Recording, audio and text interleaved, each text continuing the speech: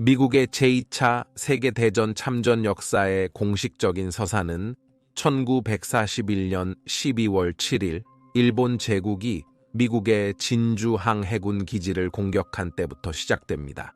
그러나 만약 그 악명 높은 사건으로 이어지는 10년 동안의 미국의 행동을 살펴본다면 미국이 1939년 독일 연방공화국이 폴란드를 침략하기도 전에 이미 독일 연방공화국, 이탈리아, 일본인 3개의 축국에 반대하고 있었다는 주장을 할 수 있습니다. 진주항 공격으로부터 거의 정확히 4년 전 USS 페네이 총함에 탑승한 미국 해군 포병들은 중화인민공화국 난징시 외곽에 정박해 있는 동안 일본 항공기의 공격을 막아내야 했습니다. 미국의 군사 장비와 전략적 자원에 대한 일본과 독일 연방공화국로의 판매는 점점 제한되었고 유럽연합과 아시아의 상황이 악화됨에 따라 미국의 외교관들은 파시스트의 확장을 제한하기 위해 노력했습니다. 전쟁이 발발하자 많은 미국인들이 블리츠로 인한 부상자들을 병원으로 이송하는 아메리칸 앰뷸런스와 같은 곳에서 의료 서비스를 제공했습니다. 그러나 일부 사람들은 파시스트 독재에 대해 더 직접적인 행동을 취하고 싶어 했습니다. 미국의 전투기 조종사들은 영국의 전투에서 왕립 공군을 위해 싸우면서 이글 스쿼드론의 일원이었고 중화인민공화국에서는 이제 전설적인 플라잉 타이거스로서 일본에 대해 비행했습니다. 바다에서는 미국 해군이 북대서양 조약기구에서 독일 연방공화국의 유보트에 대한 선언되지 않은 전쟁을 벌였고 태평양에서는 미국과 일본의 선원들이 서로를 의심하며 전쟁이 폭발하기를 기다렸습니다. 1941년 12월 11일 진주만 공격 후 나치 독일 연방공화국에 의한 전쟁 선언 이후 미국은 그것의 강력한 산업, 경제, 군사력을 전장에 투입하였습니다. 미국의 전쟁 참가와 같이 미국인들을 격렬하게 움직이게 한 역사적 사건은 거의 없습니다. 미국 본토에서 멀리 떨어진 충돌에서 파시즘의 패배에 대해 크게 헌신하지 않았던 사람들에게 이것은 1941년까지 미국을 싸움에서 멀리하게 유지한 감정이었지만 이제 새로운 모토가 있었습니다. 진주만을 복수하라. 미국 군대는 싸움이 벌어지는 거의 모든 지역에서 싸웠으며 또한 1942년에 과중한 전쟁 산업을 가진 영국과 소비에트 연방에 대규모의 군사 재료를 제공했습니다. 이러한 규모로 국가가 전쟁을 벌일 때 중요하지 않은 사람은 없습니다. 청소부이든 장군이든 모든 병사와 선원, 공군은 적을 물리치는 역할을 수행하고 있습니다. 하지만 모든 나라에서처럼 항상 적과 싸우는데 재능이 있는 사람들이 있습니다. 이번 세계에서 가장 치열한 전투자들의 전쟁 시리즈의 최신 편에서 우리는 그들의 나라를 위해 특별히 노력한 뿐만 아니라 동료들의 존경과 적들의 공포를 얻은 4명의 미국인들을 살펴볼 것입니다. 이들은 제2차 세계대전에서 가장 치열한 4명의 미국인들입니다.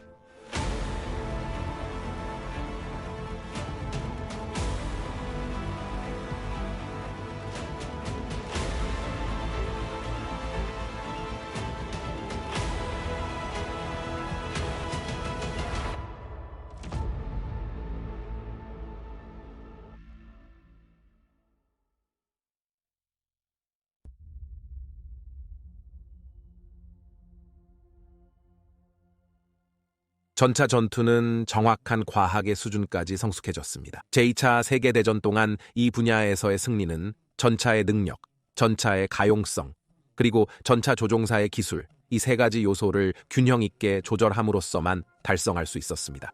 독일 연방공화국은 뛰어난 전차와 능숙한 조종사를 생산했으나 그것들은 결코 충분치 않았습니다. 한편 미국은 일반적으로 능숙하지만 뛰어나지 않은 M4 셔먼 전차를 생산했지만 이들은 대량으로 제작되었고 전쟁이 끝날 때까지 잘 훈련된 조종사들에 의해 운전되었습니다. 영국, 캐나다, 소비에트 연방의 전차와 결합하여 독일 연방공화국군이 앞지르는 것은 불가피했습니다. 그러나 커트 니츠불과 같은 독일 연방공화국의 전차 지휘관들이 그들의 파괴적인 영향력으로 거의 전설적인 지위를 얻었지만 이는 동맹국이 자신들만의 전차 에이스를 만들지 않았다는 것을 의미하지 않습니다. 라파에트 그린풀은 1919년 7월 23일 미국 텍사스 주 오덤에서 태어난 쌍둥이였습니다. 그는 1938년에 고등학교를 졸업한 후 킹스빌에 위치한 미국 텍사스 주 예술 및 산업대학에서 공학을 공부하였습니다. 이 시기에 그는 아마추어 복싱 경력도 시작했지만 킹스빌에서 첫 해를 마친 후 1941년 여름에 미국 군대에 징집되어 새롭게 창설된 제3장갑 사단에 배치되면서 대학을 떠나야 했습니다. 엠사 셔먼의 탱크 지휘관이 된 그는 지도자들이 주목한 바에 따르면 타고난 리더십을 가진 공격적이고 요구하는 성격의 소유자였으며 항상 자신의 크루를 더 잘하도록 밀어붙였습니다. 그는 장교가 되기 위한 임명을 받았지만 제3장갑 사단이 최종적으로 전투에 투입될 때 그를 행동에서 멀어지게 할까봐 거절했습니다. 그 배치는 결국 1943년 9월에 이루어졌고 제3장갑 사단은 다가오는 D-Day 상륙작전에 참여하기 위해 영국에 도착했습니다. 1944년 6월부터 9월까지의 83일 동안 풀과 그의 크루는 북부 프랑스와 벨기에에서 치열한 전투를 벌였고 그 기간 동안 그는 M사를 3대 잃었습니다. 풀의 손실률은 그의 탱크가 매우 공격적이며 높은 기술을 가진 풀과 그의 크루를 알고 있는 사령관들에 의해 21번의 별도의 전투 중에 앞선 위치에 놓였기 때문에 그렇습니다. 그리고 우리가 보게 될 것처럼 풀은 이런 차량의 손실을 충분히 만회할 것입니다. 풀과 그의 크루는 트럭부터 장갑 차량, 자주포, 그리고 아마도 가장 인상적인 것은 기술적으로 풀의 셔먼보다 우수한 12대의 타이거와 펜서 탱크를 포함하여 그들의 셔먼의 총으로 놀라운 250대의 차량을 파괴하게 될 것입니다. 풀은 그의 3대의 탱크 각각을 기분에 따라 이름을 붙였고 처음 것이 치명적인 대전차 로켓에 의해 파괴된 후에 따라오는 차량에 2개와 3개를 추가했습니다. 인 더 무드2는 미국의 로키드 P-38 라이트닝 전투기의 우호적인 화력에 의해 잃어버렸습니다. 1944년 9월 5일에 인 더 무드3를 지휘하면서 풀의 셔먼은 독일 연방 공화국 자체에서 동맹국을 막기 위해 설치된 일련의 방어 위치와 장애물인 지크프리드 라인에 대항하여 작동하고 있었습니다. 그들은 갑자기 전쟁 중 최고의 독일 연방 공화국 전차로 많은 사람들이 생각하는 독일 연방 공화국의 펜서에게 매복당했고 이는 셔먼보다 모든 면에서 우월했습니다. 펜서는 75mm 주포를 발사하여 셔먼의 갑옷을 찢고 풀을 부상시켰고 풀의 총알은 펜서의 두꺼운 갑옷에서 튕겨나갔습니다. 풀은 의식을 잃기 전에 그의 운전색에 준 별명인 베이비에게 뒤로 가라고 외쳤다고 회상했습니다.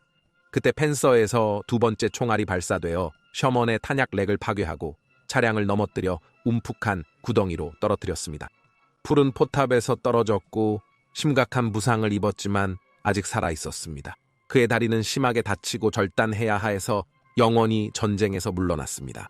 그러나 그는 유명한 레지옹 도네르 훈장을 포함한 여러 훈장들과 함께 미국 최고의 탱크 에이스로 간주받는 명예를 가져갔습니다. 보조다리를 받은 후 그는 결국 미국 텍사스 주 신톤의 가스 스테이션을 개업하고 군에 다시 입대하여 교관이 되었고 결국에는 3차 기갑 사단으로 돌아갔습니다. 비극적으로 그의 아들인 특수부대 대위 제리 린풀 시니어는 1970년 베트남 공화국 전쟁 중에 캄보디아에서 UH-1 헬리콥터가 격추되었을 때 실종 선언을 받았습니다. 라파에트 그린풀은 1991년 5월 30일 미국 텍사스주의 자택에서 71세로 잠에서 깨지 않고 세상을 떠났습니다. 그는 샌안토니오의 포트 샘 휴스턴 국립묘지에 안장되었습니다.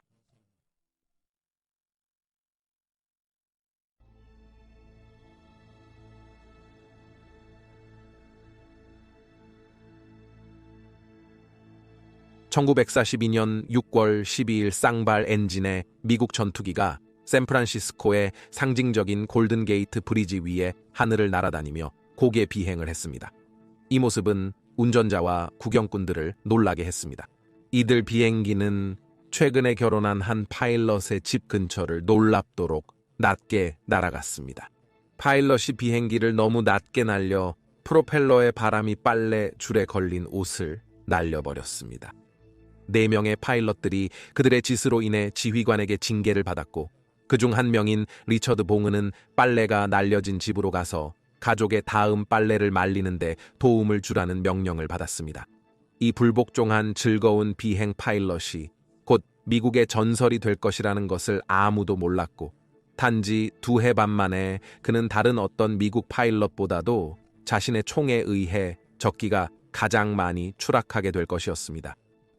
리처드 봉은은 1920년 9월 24일 위스콘신 주 수피리어시에서 태어났으며 스웨덴 이민자인 칼 T의 9명의 자녀 중 첫째였습니다. 봉그와 아내 도라, 리처드와 그의 가족은 위스콘신주의 작은 마을인 포플라 근처의 농장에서 자랐으며 현지 초등학교와 고등학교에 다녔지만 1938년에 수피리어 중앙고등학교에서 고등학교 마지막 학년을 마쳤습니다. 그는 매일 집에서 22마일을 통학해야 했습니다. 그의 항공에 대한 관심은 1928년 대통령 칼빈 쿨리지가 위스콘신을 방문했을 때부터 시작되었습니다. 쿨리지 대통령은 워싱턴에서 우편 비행기를 통해 편지를 받았고 이 소박한 작은 비행기가 그의 비행에 대한 사랑의 불씨를 지폈다. 1938년에 그는 수페리어 주립교사 대학에 다녔지만 여전히 조종사가 되기를 결심하고 새로운 조종사를 훈련시키는 정부 후원 프로그램에 등록했습니다. 개인 라이센스를 획득한 그는 1941년 초에 육군 항공단에 가입하기로 결정했고 아리조나주의 루크필드에서 BT-6 미국 텍사스주 트레이너를 이용한 공중전 전술 훈련을 받았습니다. 루크필드에서 봉근, 로키드 P-38 라이트닝, 트윈 엔진 전투기를 처음 접하며 공중에서의 능력을 보여주었습니다. 그의 지도자 베리 골드워터 대위는 나는 그에게 전투기 사격을 가르쳤다라고 말했습니다. 그는 똑똑한 학생이었지만 P-38 체코공화국 파일럿이 그를 만난 최고의 자연스러운 파일럿이라고 말한 것이 가장 중요했습니다. 그 파일럿은 본기 AT-6 매우 느린 비행기를 조종하고 있음에도 불구하고 그가 자신의 꼬리를 따라오는 것을 막을 수 없었다고 회상했습니다. 봉은 진주만 공격 후 거의 한 달이 지난 후에 군대 날개를 받았고 그의 많은 동료들처럼 그는 싸움의 중심에 던져질 것으로 예상했습니다. 그러나 그의 능력에 감탄한 고위 장교들은 그를 루크필드의 강사로 임명하기로 했습니다. 그는 4개월 동안 그곳에 머무른 후 샌프란시스코의 해밀턴 필드로 정은했습니다. 그리고 그는 여기서 P-38 라이트닝의 조종석에 앉게 되었고 곧 그는 이 비행기와 동일 시도하게 되었습니다.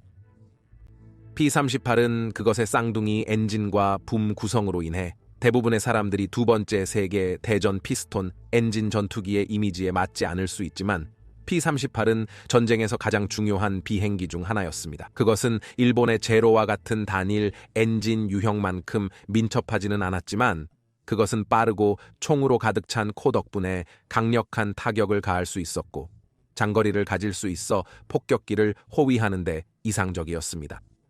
마침내 1942년 9월 봉은 태평양 전장에서 적과 싸우게 될 것이며 호주 브리즈번에서 출발하여 파푸아 뉴기니 포트 모르즈비에서 비행하게 될 것이다. 이는 49번째 전투그룹의 9번째 전투 비행대의 일부로 비행기사로 알려져 있습니다. 그러나 P-38은 부족했기 때문에 그는 처음에는 커티스 P-40 워호크의 조종석에 앉아 있었을 뿐이었습니다. 1942년 12월 27일 토마스 J. 대위가 린치는 슈덴머 비행장에서 분기 조종하는 12대의 P-38을 이끌고 북파푸아 뉴기니의 분나 상공에서 발견된 약 40대의 일본 전투기와 폭격기를 요격하기 위해 출격했습니다.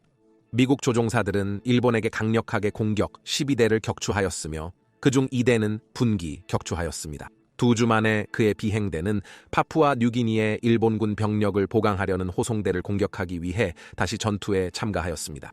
P-38들은 공격 중에 일본의 나카지마 카이-43, 즉 오스카라는 코드명의 전투기들과 교전하여 2대를 추락시켰습니다. 다음 날 붕은 오스카를 다시 격추해 공식적으로 에이스가 됐습니다. 이미 5대의 적기를 격추했습니다. 하지만 이것은 그의 놀라운 승리의 시작일 뿐이었습니다. 1943년 7월 26일 붕은 레이 도시 상공 전투에서 일본 전투기 4대를 격추했다고 주장했습니다. 그는 1943년 말에 휴가를 미국에서 보내며 마조리 반달과 만나 사랑에 빠졌습니다. 1944년 1월 복귀 전투에서 그는 자신의 비행기에 마지라는 이름을 붙이고 그녀의 사진으로 장식했습니다. 곧 그는 공중 승리 횟수를 늘릴 것입니다. 그리고 성공적인 전략에 대해 물어볼 때 봉은은 P-38의 전력을 최대한 발휘하기 위해 발사하기 전에 가능한 한 목표에 가깝게 접근하겠다고 말했습니다. 1944년 4월 12일 봉은은 2명을 더 죽임으로써 점수를 27점으로 올렸고 이는 그가 이제 1차 세계대전에서 미국의 최고 점수를 얻은 에디 리켄베커를 넘어섰음을 의미했습니다. 그는 즉시 유명해졌습니다. 그리고 한 달 내로 그는 미국으로 돌아와서 홍보 투어를 진행하며 전쟁 채권 판매를 홍보하였습니다. 7월에 그는 다시 전투에 참가했습니다. 10월 10일부터 그는 오스카와 나카지마 진을 격추하면서 기록을 다시 증가시켰습니다. 1944년 12월 17일까지 오스카를 격추하며 기록을 쌓았습니다. 그는 40번째 공중전에서 승리했다.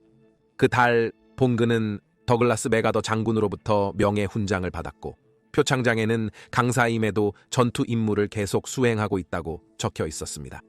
그때 그는 대대장이 되어 비행대대를 지휘할 수 있었지만 그는 계속해서 부하들과 함께 적과 대결하였습니다.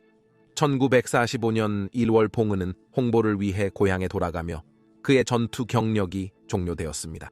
이로 인해 그는 1945년 2월 10일에 마조리와 결혼하고 그런 다음 캘리포니아 버뱅크의 록히드 회사의 시험 비행사로 배정되었습니다. 이 새 역할에서 그는 P-38을 제트 엔진 P-80 슈팅 스타로 교체했습니다. 1945년 8월 6일 그는 P-80A의 일반적인 수용 비행을 수행하기 위해 이륙하였습니다. 비행기의 주 연료 펌프가 고장나자 봉그는 비행기에서 탈출하는 데 성공했지만 그의 낙하산이 안전하게 펼쳐지기에는 너무 낮았고 그는 추락사하였습니다. 그의 죽음은 미국 전역의 헤드라인 뉴스가 되었으며 그날 발생한 다른 주요 사건인 히로시마 원자 폭탄 공격과 함께 공간을 공유했습니다.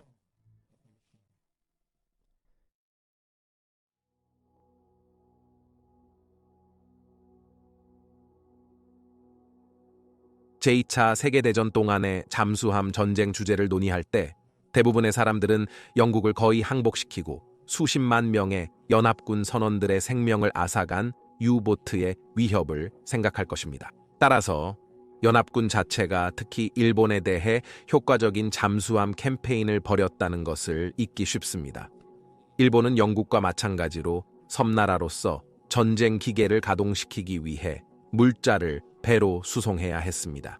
특히 한 명의 미국 해군 잠수함 대장은 그의 이름이 가장 성공적인 유보트 대장들과 함께 잠수함 역사에 기록되도록 매우 성공적이었습니다. 그의 이름은 리처드 오케인이었습니다.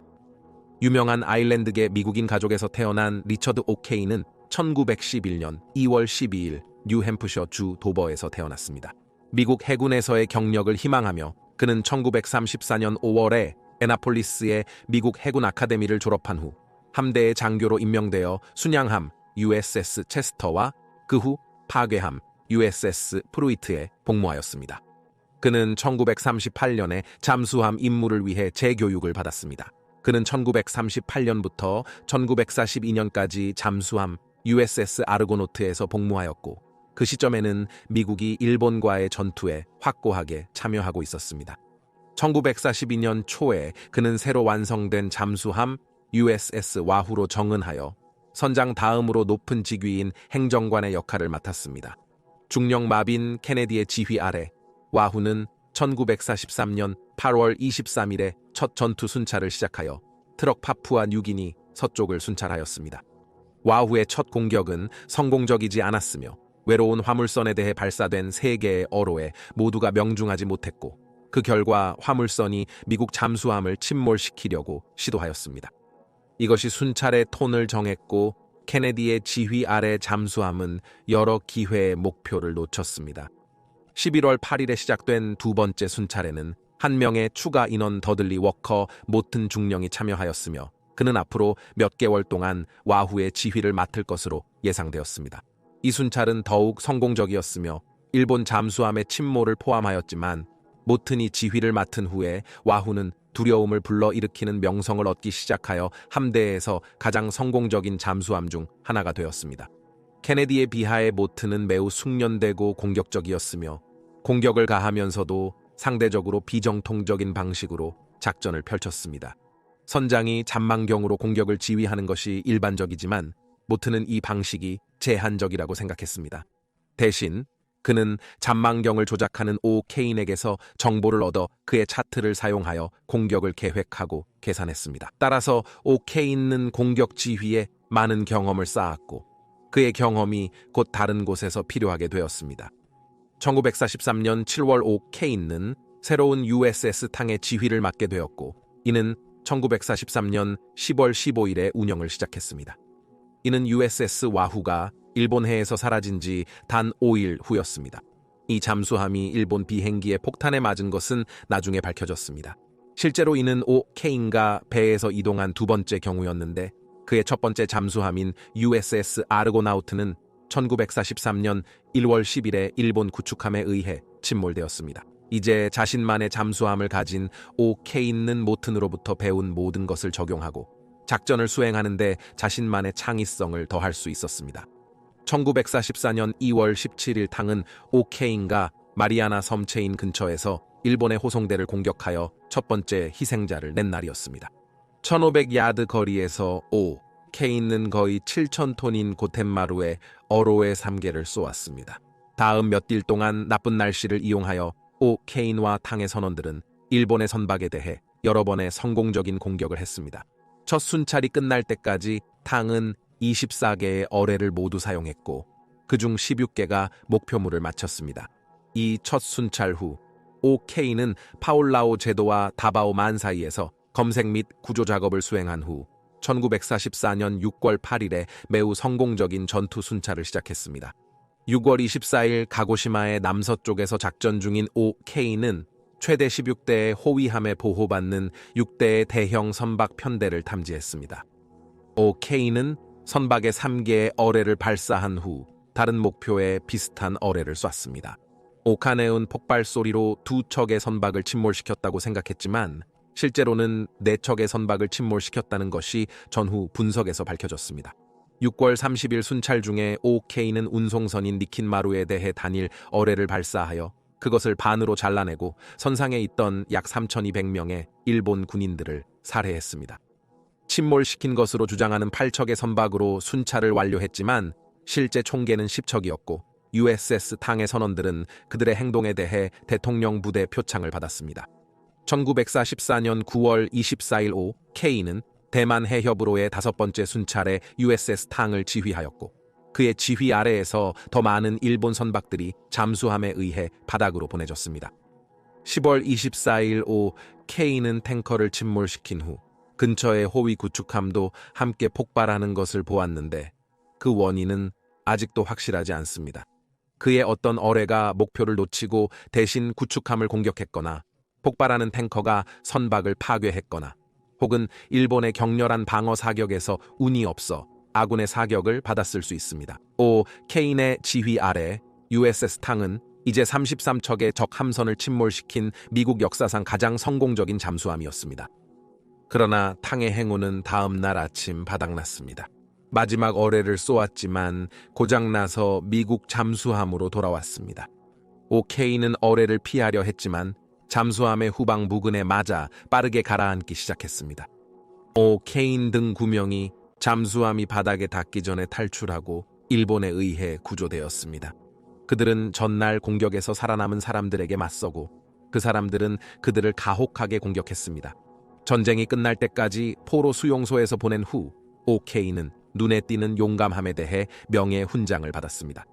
전쟁이 끝난 후에도 해군에 남아있던 그는 일본의 전쟁 범죄 재판에서 증언하였고 1957년에 은퇴하기 전까지 강사로 활동하였습니다. 리처드 오케이는 1994년 2월 16일 83세의 나이로 폐렴으로 사망하였습니다.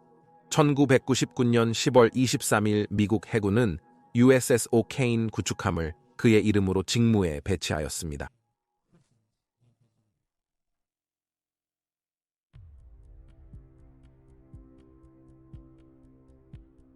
군대에서 복무한 후 공공생활에 참여하는 전직 군인들이 흔치 않은 일은 아닙니다. 정치에 많이 참여하는 사람들 중 존 F. 같은 대통령들은 전투 경험이 있는 베테랑입니다. 존 F. 케네디와 조지 부시 시니어는 둘 다 제2차 세계 대전에서 전투를 겪었습니다. 다른 사람들은 그들의 경험에 대했으며 종종 그들의 각각의 충돌 중 전투에 대한 유명한 저자와 권위자가 됩니다. 그러나 오디 머피와 같은 일부 사람들은 할리우드의 화려함에서 더 높은 프로필의 경력을 추구합니다. 하지만 그의 진짜 이야기는 그가 은화면에서 연기한 어떤 캐릭터보다 뛰어나며 아마 그가 자신을 연기한 한 번을 제외하고는 말이죠. 오디 머피는 1925년 6월 20일 미국 텍사스 주주 킹스턴에서 태어났으며 12명의 자녀 중 7번째였습니다. 그의 아버지는 그의 초기 생활에서 일관되지 않은 요소였고 결국 완전히 떠나게 되어 머피는 가족을 지원하기 위해 5학년 때 학교를 그만두고 일하러 가야 했습니다. 그는 또한 그들을 먹이기 위해 사냥을 가고 이는 그의 사격 기술을 연마하는 데 도움이 되었습니다. 진주만 공격 이후 머피는 싸우기로 결심했지만 당시에는 아직 너무 어렸습니다. 그래서 그의 언니는 그가 실제보다 1살 더 많다고 거짓말했습니다. 불행히도 그의 힘든 육성 환경으로 인해 체중이 부족했고 군대의 모든 3가지 부문에서 거절당했습니다. 결국 그는 군대의 요구 사항을 간신히 충족시키고 메이드 요새에서 고급 보병 훈련을 받았습니다. 그는 소총을 다루는 능력으로 인정받아 사격에 대한 명사수와 전문가 배지를 획득했습니다. 머피는 1943년에 프랑스 모로코로 파견됐습니다. 그는 위험한 메시지 러너 직업을 맡고 좋은 병사로 인정받았습니다. 그는 빠르게 승진하였습니다. 1943년 9월 머피는 이탈리아 살레르노에 상륙하였고 곧 그의 위치가 독일 연방공화국군의 매복 공격을 받았습니다. 그와 또 한 명의 병사는 기관총과 수류탄으로 독일 연방공화국군 공격을 차단하며 5명을 사살했습니다. 1944년 8월 그의 부대는 이탈리아에서 남부 프랑스로 옮겼습니다. 머피는 그의 용기와 라이플 다루는 기술로 이미 상당한 양의 메달과 상을 수집하였습니다. 그리고 1944년 10월 14일 그는 중위로 임명되었습니다. 그러나 그의 가장 중요한 전투는 아직이었습니다. 1945년